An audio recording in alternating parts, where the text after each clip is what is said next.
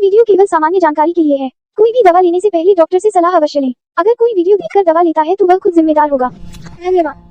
Hello दोस्तों, आज हम लोग बात करेंगे एडी में रहने वाले दर्द के पक्के इलाज के बारे में। ठीक है, जो एडी में जो दर्द रहता है उसके बेस्ट इलाज के बारे में हम लोग बात करेंगे। ठीक है, एडी में तो कई लोगों को होता है दर्द होता है, ठीक है, और कुछ लोगों को जलन होती है। तो जलन एक अलग टाइप है। ठीक है, यहाँ अपन बात करने वाले हैं दर्द की, जो इस मौसम में क्या होता है बहुत ज्यादा देखने को मिलता है, और जो फीमेल्स जो होती है, ठीक है, जो गर्ल्स जो होती है उनमें ये चीज ज्यादा देखने को मिलती है। ठीक है, तो इसमें अपन देखते हैं कि जो डायग्राम आप देख रहे हो, जो हील का जो ये वाला पार्ट होता है एडी का, ठीक है, जो ये बोन वाला जो ये पार्ट होता है ना, इस पार्ट में बहुत ज्यादा दर्द होता है। ठीक है, जैसे कि आप डायग्राम में देख सकते हैं। तो आज अपन इसमें बात करेंगे कि इसके सिम्टम्स की, ठीक है, कि क्या क्या इसके लक्षण होते हैं, ठीक है, इसके जो कोजेस क्या क्या है, ठीक है, और उसके परफेक्ट जो ट्रीटमेंट होता है, ठीक है, उसके बारे में हम लोग बात करेंगे।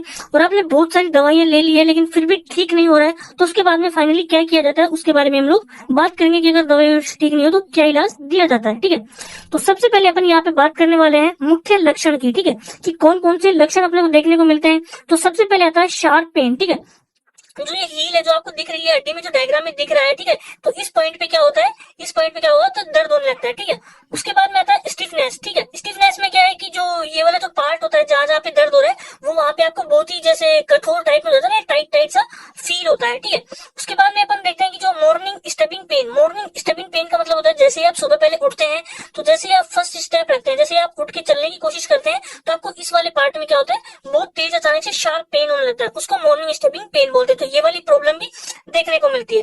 उसके बाद में इजी फैटिंग। ठीक है, इजी फैटिंग मतलब यहाँ पे दर्द होता है तो चलने फिरने में बहुत ज्यादा प्रॉब्लम होती है, इसलिए आसानी से क्या हो जाती है इंसान थक जाता है। उसके बाद में जो प्रॉब्लम है वो लॉन्ग टर्म पेन। ठीक है, जो ये एडी वाला जो पेन होता है, ठीक है, ये अक्यूट के लिए तो बहुत कम केसेस में पाया जाता है, रेयर केसेस में, लेकिन ज्यादातर केसेस में लॉन्ग टर्म पेन होता है। ठीक है, लंबे दिनों तक, बहुत ही लंबे टाइम तक, कई महीनों तक ये दर्द चलता रहता है। ठीक है, उसके बाद में डिफिकल्टी इन मूवमेंट। ठीक है, चलने फिरने में भी दिक्कत आती है, यहाँ पे जो एडी वाला पार्ट है उसमें दर्द देखने को मिलता है। ठीक है, तो इन सारे जो लक्षण अपने को देखने को मिल रहे हैं, इन सब के पीछे क्या कारण है, एडी में ऐसा लगातार महीनों तक दर्द क्यों होता है, उसके पीछे जो कारण जो होते हैं उनकी अपन बात करते हैं।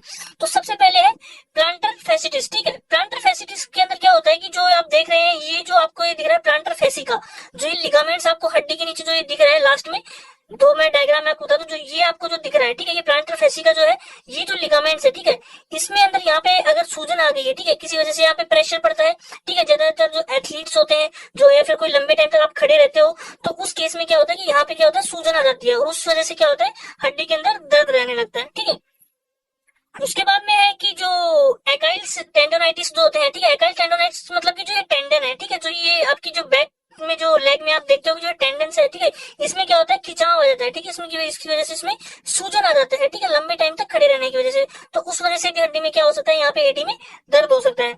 उसके बाद में आता है हील स्पूर्स। ठीक है, हील स्पूर्स का मतलब क्या होता है कि जो अपनी जो हील की हड्डी जो होती है, ठीक है, जो आपकी जो एडी की जो हड्डी होती है जिसको कैल्केनस बोलते हैं, ठीक है, इसका जो ये पार्ट आप देख रहे हो यहाँ पे, ये पार्ट क्या होता है थोड़ा बढ़ा हुआ है। ठीक है, जैसे आप इस डायग्राम में देख सकते हैं, यहाँ पे जो ये पार्ट बढ़ा हुआ है इसको हील स्पूर बोलते हैं। हड्डी का ये पार्ट जब बढ़ जाता है, तो जब भी अपन प्रेशर पड़ता है, जब इस पैर पे प्रेशर पड़ता है, इंसान खड़ा होता है, तो अचानक से इसे क्या होता है बहुत ज्यादा तेज दर्द होने लगता है। ठीक है, तो ये इसका कारण हो सकता है, हील स्पूर इसका एक कारण हो सकता है कि पेशेंट को क्या होता है लंबे टाइम तक हड्डी में या एडी जो होती है उसमें दर्द रहता है। ठीक है, उसके बाद में आता है कि जो बर्साइटिस मतलब कि जो ये बर्सा जो होती है, ठीक है, ये वाला जो पार्ट आपको दिख रहा है डायग्राम में, इसमें क्या होता है कि यहाँ पे क्या होता है पानी बढ़ जाता है। ठीक है, यहाँ पे फ्लूइड बढ़ जाता है। ठीक है, यहाँ पे सूजन सी आ जाती है जिस वजह से, और यहाँ पे पानी बढ़ जाता है, उस वजह से क्या होता है जब भी पैर पे प्रेशर पड़ेगा, ये टेंडेंस में खिंचाव आएगा, लिगामेंट्स में खिंचाव आएगा, यहाँ पे क्या होने लगेगा पेशेंट को क्या होता है बहुत ज्यादा तेज सा पेन होता है। ठीक है, दर्द होता है, तो ये भी एक कारण उसके पीछे हो सकता है।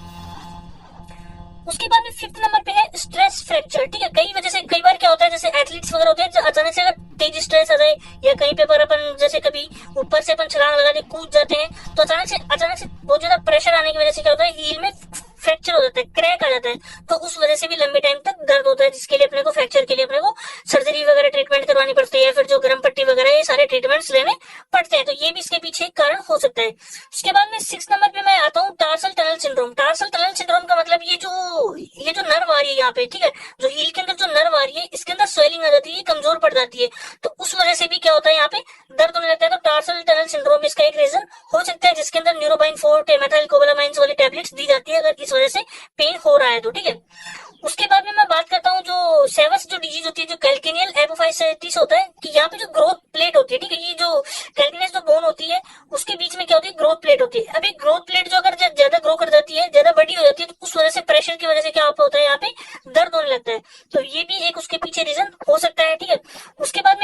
डायबिटीज, ठीक है, इसकी वजह से दर्द हो सकता है। ओबेसिटी, अगर आपका वेट ज्यादा है तो सीधी सी बात है कि जो आपकी जो लेग होती है, ठीक है, उस पे यहाँ पे क्या आ जाएगा, प्रेशर आएगा। प्रेशर आने की वजह से क्या होता है, बहुत ज्यादा तेज दर्द होने लगता है। पेशेंट से क्या होता है, ज्यादा चला नहीं जाता है, चलने फिरने में थकान होती है। इम्प्रॉपर फिटवियर, ठीक है, अगर आप जो शूज पहन रहे हो बहुत ज्यादा टाइट है, हील के यहाँ पे बहुत ज्यादा टाइट शूज अगर आप पहन रहे हो तो उस वजह से भी एडी में दर्द होने की प्रॉब्लम देखने को मिलती है। अगर आप लंबे समय तक वो इम्प्रॉपर फुटवियर पहन के खड़े रहते हो तो लंबे समय तक दर्द वाला कारण बन सकता है। तो ये सारे इसके मुख्य कारण होते हैं जो एडी में लंबे समय तक दर्द होने के, ठीक है। अब जो बात आती है वो है एडी के जो दर्द के जो पक्के इलाज के बारे में, परमानेंट ट्रीटमेंट के बारे में। थोड़े समय के लिए क्या होता है, अगर आपको थोड़े बहुत समय के लिए दर्द होता है तो आप कोई भी टेबलेट ले लेते हैं, उससे थोड़ी देर के लिए दर्द मिट जाता है, फिर आप 5-7 दिन की टेबलेट लेते हैं तो उससे 5-7 दिन आपको आराम मिलता है, लेकिन फिर उसके बाद में दर्द होना शुरू हो जाता है। तो उसकी जो परमानेंट इलाज के बारे में हम लोग यहाँ पे बात करने वाले हैं। तो सबसे पहले अपन देखते हैं, जैसे पेशेंट अपने पास आता है तो अगर उसको शार्प पेन हो रहा है, बहुत तेज दर्द हो रहा है, तो सबसे पहले आपको उसको दर्द को खत्म करना है, ठीक है। उसके दर्द को खत्म करने के लिए अपने को इंजेक्शन डिक्लोटाल AQ जो 1 ml का जो इंजेक्शन आता है, ठीक है, उसके साथ में इंजेक्शन डेक्सोना जो 2 ml का जो इंजेक्शन आता है, ठीक है। तो 1 ml डिक्लोटाल प्लस 2 ml डेक्सोना, ठीक है, 2 ml डेक्सोना को दोनों को क्या करेंगे अपन एक किसी रिंच के अंदर क्या कर लेंगे, मिक्स कर लेंगे, ठीक है, और उसको IM रूट के थ्रू अपन देंगे, जिससे क्या होता है उसके जो हील के अंदर जो दर्द हो रहा है उसका सेंसेशन जो है वो दर्द खत्म हो जाए, ठीक है, जो शार्प पेन है वो खत्म हो जाए, ठीक है। उसके बाद में क्या करेंगे कि उसको जो कंटिन्यूअसली जो दर्द रहता है कुछ दिनों के लिए, उसके लिए अपन टेबलेट दे सकते हैं उसको एसिक्लोफेनेक SR, ठीक है। अब यहाँ पे अपन SR क्यों दे रहे हैं, एसआर का मतलब होता है सस्टेन रिलीज, जो कि बॉडी के अंदर जाके क्या होगी, धीरे धीरे रिलीज होगी। मतलब कि एक तो जैसे एक साथ गई और अपने उसने आधे घंटे में काम किया और टेबलेट क्या होगी, मेटाबोलाइज होकर बाहर निकल गई। लेकिन जो एसआर टेबलेट है वो क्या होगी, अगर आप सुबह लेंगे तो आपको 8-10 घंटे तक क्या होता है, धीरे धीरे रिलीज होती है। धीरे धीरे रिलीज होगी तो उसको जो पेशेंट को जो दर्द हो रहा है उस दर्द का एहसास नहीं होता है, ठीक है।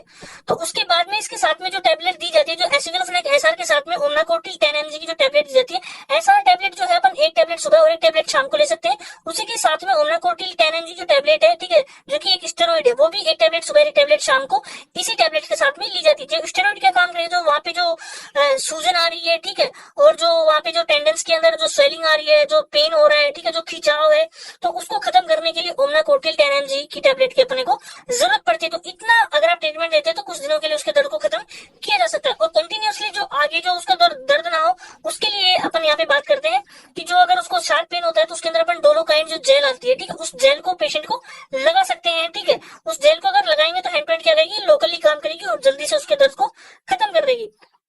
उसके साथ में अगर जो अपन इतना ट्रीटमेंट अगर अपन देते हैं तो या तो अगर जो एक्यूट पेन होता है, ठीक है, अगर कुछ समय का पेन होता है तो इसी ट्रीटमेंट के अंदर क्या होता है, खत्म हो जाता है। लेकिन अगर लंबे टाइम का दर्द होता है तो उसके लिए अपने को क्या करना पड़ता है, जैसे इनसे अपने ये ट्रीटमेंट देते हैं उसके बाद में अगर उसका दर्द खत्म नहीं हो रहा है तो उसके बाद में अपने को इंजेक्शन लगाना पड़ता है, जिसका नाम है कैनाकोड, जिसके अंदर आता है ट्रांसएनिलोन एसीटोनोइड, ठीक है, जिसको कैनाकोड के नाम से बहुत ज्यादा फेमस है। तो इस इंजेक्शन को क्या किया जाता है, जिस जगह पे पेशेंट को दर्द हो रहा है, जो हील में जो दर्द हो रहा है एडी के अंदर, उसी पॉइंट पे क्या होता है, इस इंजेक्शन को इंसर्ट किया जाता है। इस इंजेक्शन को लगाया जाता है, जो 1 ml का जो इंजेक्शन आता है, ठीक है, उसको लगाया जाता है जहां एडी में जहां दर्द हो रहा है उसी जगह पे इसको लगाया जाता है। तो कई बार तो क्या होता है कि एक इंजेक्शन लगाने से क्या होता है, पेशेंट का जो दर्द, जो लंबे टाइम से दर्द हो रहा था वो हमेशा के लिए क्या हो जाता है, खत्म हो जाता है, ठीक है। उसके बाद में अगर एक इंजेक्शन लगाया आपने, उसका दर्द खत्म नहीं हुआ तो उसके 2-3 महीने बाद तक आप ये अगर एक इंजेक्शन लगाते तो उसके 2-3 महीने तक पेशेंट को रिलीफ मिलता है। तो उसके 2-3 महीने बाद में आप एक इंजेक्शन और लगा सकते हैं, ठीक है, उसके 2-3 महीने बाद में एक इंजेक्शन और लगा सकते हैं। तो मैक्सिमम अगर मैं बात करूं तो यहाँ पे अपन क्या कर सकते हैं, कैनाकोड की 3 इंजेक्शन, ठीक है, 3 इंजेक्शन, ठीक है, अपन 3-3 महीने के गैप में लगा सकते हैं, जिससे पेशेंट को क्या होता है 100% रिलीफ मिल जाता है। जो 99% जो केसेस में क्या होता है 100% रिलीफ उनको मिल जाता है इस इंजेक्शन की हेल्प से, क्योंकि ये एक स्टेरॉइडल इंजेक्शन है जो लोकली जाकर के जो स्वेलिंग वगैरह हो रही है, जो खिंचाव वगैरह हो रहा है, उन सब पे काम करता है और उस जो प्रॉब्लम हो रही है उसको खत्म कर देता है, ठीक है। उसके बाद में अगर किसी बहुत ही रेयर केसेस में अगर इंजेक्शन कैनाकोड से भी खत्म नहीं होता, उसके बाद में उसको अल्ट्रासाउंड थेरेपी दी जाती है। अल्ट्रासाउंड थेरेपी में जो यहाँ के जो टिश्यूज होते हैं उनको रिलैक्स किया जाता है, जो ये जो लिगामेंट आ रही है जिसमें खिंचाव है, स्वेलिंग की वजह से जो दर्द हो रहा था उसको रिलैक्स किया जाता है, उसकी जो स्वेलिंग होती है उसको खत्म किया जाता है। तो अल्ट्रासाउंड थेरेपी से भी इसको हेल्प मिल सकती है एडी के दर्द को हमेशा खत्म करने के लिए, ठीक है। उसी के साथ में उसको कुछ एक्सरसाइजेस कराई जाती है, जैसे आप इस वीडियो में देख सकते हैं, ठीक है, कि जैसे टॉवल को पकड़ के और ऐसे पैर को खींचना पड़ता है, ठीक है। उसके साथ में सेकंड नंबर पे जो एक्सरसाइज है वो पैर के नीचे ऐसे बोल करके ऐसे आपको मूव करना है, ठीक है, ऐसे आपको रोल करना है ताकि जो आपके जो लिगामेंट्स है, ठीक है, जो अंदर जो खिंचाव है, ठीक है, वो रिलैक्स हो जाए, पैर आपका रिलैक्स रहे।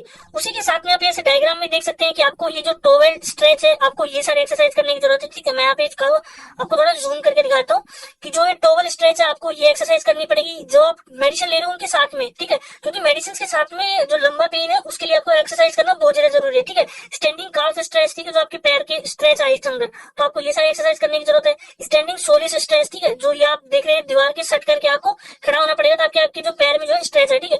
और ये जो एंकल का जो ये एक्सरसाइज है, ठीक है, इसको एक बार जैसे ऐसे खींच के इधर खींच के और एक बार पूरा इधर खींच के 10-10 सेकंड के लिए आपको होल्ड करना पड़ता है। 10 सेकंड्स के लिए आपको इधर और 10 सेकंड के लिए इधर होल्ड करना पड़ता है। उसके बाद में आपको पैर को राउंड घुमाना पड़ता है 10-10 सेकंड के लिए। अगर ऐसा आप हफ्ते भर करते हैं तो आपको दर्द में बहुत ज्यादा रिलीफ देखने को मिलता है, ठीक है।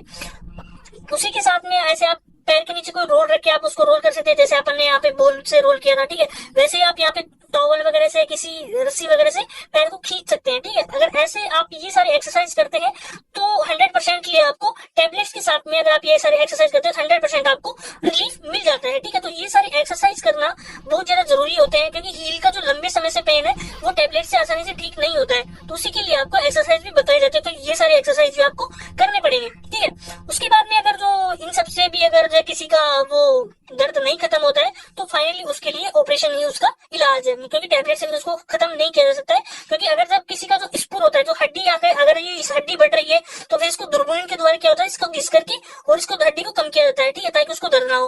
अब भाई कई बार क्या होता है कि जो यहाँ पे जो ये कैल्कुलस जो इस साइड में अपर साइड में भी बढ़ जाती है जिस वजह से भी पेन होता है, तो उससे भी आपको जो क्या करता है दूरबीन की जो सहायता से इसको घिस करके और कम किया जाता है, फिर उसको दर्द नहीं होता है। जैसे कि आप इसमें एक्सरे में देख सकते हैं कि पहले वाली ये हालत है, उसके बाद में इसको जो सर्जरी के बाद में ऐसा कर दिया गया। तो फाइनली जो ऑपरेशन होता है वो उसका फाइनल इलाज होता है कि जो प्रॉब्लम हो रही है, अगर आपका स्क्रू बढ़ रहा है मतलब हड्डी बढ़ रही है तो उसको सही किया जाता है, ठीक है। अगर यहाँ पे जो लिगामेंट्स में ज्यादा स्ट्रेच है तो उसको रिलैक्स करने के लिए सर्जरी की जाती है, ठीक है। उसके बाद में अगर यहाँ हड्डी बढ़ी हुई है तो उसको भी दूरबीन की सहायता से घिस करके और कम किया जाता है। तो ऑपरेशन की हेल्प से क्या होता है, फिर उसको 100% हमेशा के लिए रिलीफ मिल जाता है। लेकिन ऑपरेशन को फाइनली मतलब कि सबसे लास्ट में चूज किया जाता है, और एक मतलब कि जो ओल्ड एज होती है, लास्ट की जो एज होती है उसमें इसको चूज किया जाता है। अदरवाइज कोशिश की जाती है कि उसकी जो अपन जो टैबलेट्स वगैरह एक्सरसाइज वगैरह है उसी से पेशेंट को 100% रिलीफ मिल जाता है। और जो कैनाकोट जो इंजेक्शन हमने बताया, ठीक है, उसको लगाने से भी 99.9% केसेस में क्या होता है, रिलीफ मिल जाता है। अदरवाइज जो ओल्ड एज के जो पर्सन होते हैं उनमें अगर हड्डी ज्यादा बढ़ गई है तो फिर उसके लिए ऑपरेशन ही किया जाता है।